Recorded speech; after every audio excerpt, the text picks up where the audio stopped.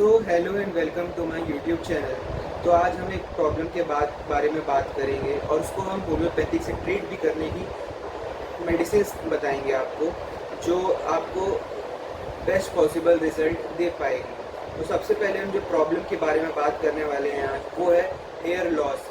आज का जैसे इन्वायरमेंटल कंडीशन हो गया है कि हेयर लॉस आज एक कॉमन फैक्टर हो गया है। हेयर लॉस के लिए सबसे पहले तो कॉमन कॉज हो सकता है कि आपका जेनेटिक कॉज है ना, कि अगर आपकी फैमिली में अगर ये हेयर लॉस का फैक्टर है तो वो तो आपका हेयर लॉस के कॉमन कॉज होता है। उसके बाद आज की जैसे स्ट्रेसफुल लाइफ है, अगर किसी का ज़्यादा स्ट्रेस लेने से हेयर लॉस भी होता है। उसके बाद है जैसे कि आप डाइट ले रहे हो, आपका जिस पानी से आप नहा रहे हो, या कई सारे फैक्टर्स उसके लिए पॉसिबल होते हैं। आज जैसे पॉल्यूशन है कि हेयर लॉस एक कॉमन बन चुका है कि हर कहीं कोई ना कोई आदमी इस चीज़ से कभी ना कभी सफ़र कर ही रहा है। अगर आप बात करें, अगर 50-100 बाल या 150 बाल अगर आपके दिन में गिर रहे हैं तो वो तो नॉर्मल है, बट अगर मोर देन दैट अगर आपका बाल उससे ज़्यादा फॉल हो रहा है, hair if you are facing hair problem more than that of 150 hairs पर day, then it can cause a hair loss problem और एलोपेशिया। एलोपेशिया क्या होता है? जैसे कि अगर आपको बाल पैचेस में गिर रहा है, कोई साइड फिक्स नहीं है, चाहे वो सर के सामने से हो या फिर आपके सर के पीछे से हो, सर के, तो अगर वो पैचेस में गिर रहा है और वो एक बाल को एक पर्टिकुलर तरीके से वो गंजापन है और बाकी साइड बाल है और एक साइड से पैच में गंजापन है, तो उसको हम एलोपेशिया बोलते हैं। एलोपेशिया भी कई तरीके का होता है। एक होता है एरेक्टा एलोपेशिया, जिसमें कि आपका बाल पैचेस में लॉस होता है, और एक होता है एलोपेशिया यूनिवर्सली, जिसमें आपका पूरा बाल ही लॉस हो जाता है, पूरा कंप्लीट बाल्डनेस होता है। उसको हम लोग एलोपेशिया यूनिवर्सलिस बोलते हैं।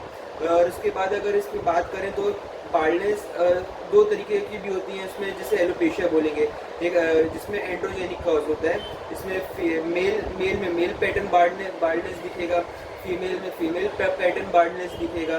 तो ये मेल एंड फीमेल में भी होता है आज के डेट में, जैसा कि एनवायरमेंटल फैक्टर है। तो उसको हम क्योर करेंगे होम्योपैथिक मेडिसिन से।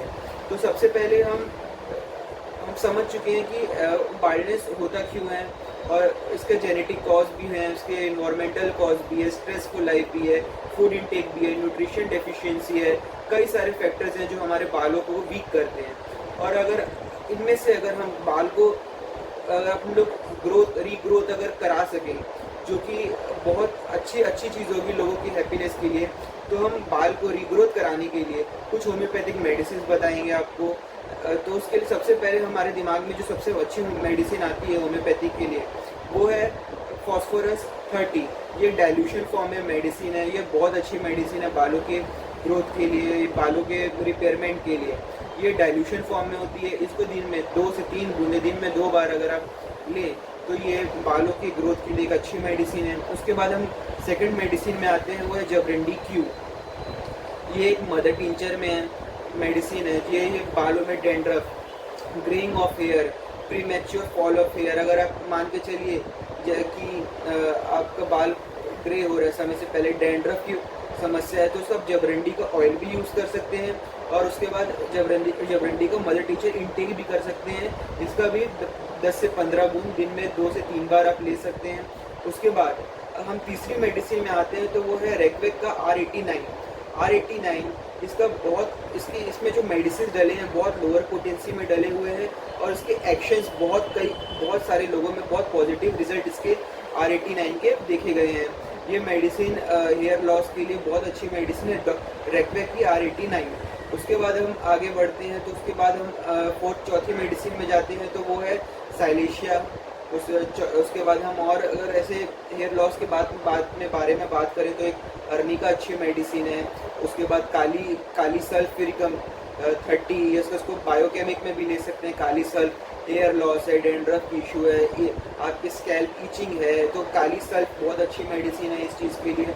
उसको हो रहा है और आपको पैचेस में हेयर लॉस है, और अगर आपके जैसे आपके हेयर की डेंसिटी अगर बहुत कम हो रही है ना, आपका पहले बाल बहुत आपके अच्छे घने थे, बट सडनली आपकी जैसे फीमेल्स में जिनकी चोटियाँ पहले बहुत घनी थी, बट वो एट द टाइम एक समय के बाद वो बहुत पतली हो गई और वो जैसे कि आप मान के चलिए प्रेगनेंसी हुई है, प्रेगनेंसी के कारण फैक्टर्स बहुत सारे रिस्पॉन्सिबल होते हैं हेयर लॉस के लिए। अगर प्रेगनेंसी के बाद आपका हेयर लॉस की डेंसिटी कम हो चुकी है, या फिर आपका स्ट्रेसफुल कंडीशन रहा है, या कोई आपने सीवियर मेडिकेशंस आपके चले हैं, तो आपका डेंसिटी अगर कुछ कम हो गई है तो उसमें आप एक मेडिसिन का यूज़ कर सकते हैं, वो है विस्बेडन क्यू।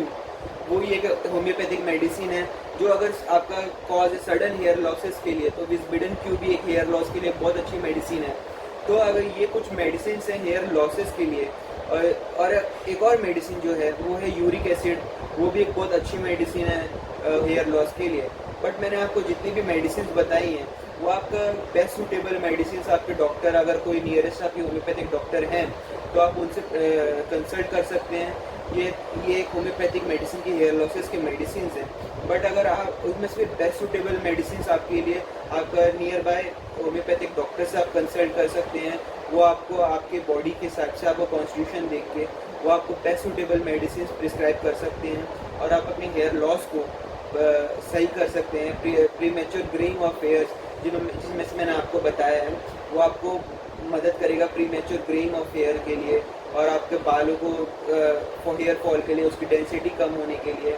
तो ये कुछ मेडिसिन हैं जो आप हेयर फॉल के लिए आप यूज़ कर सकते हैं।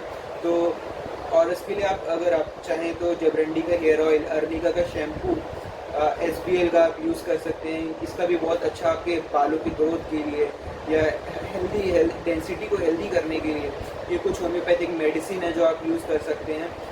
So thank you. अगर आपको मेरा वीडियो इन्फॉर्मेटिव लगा तो लाइक, शेयर एंड सब्सक्राइब।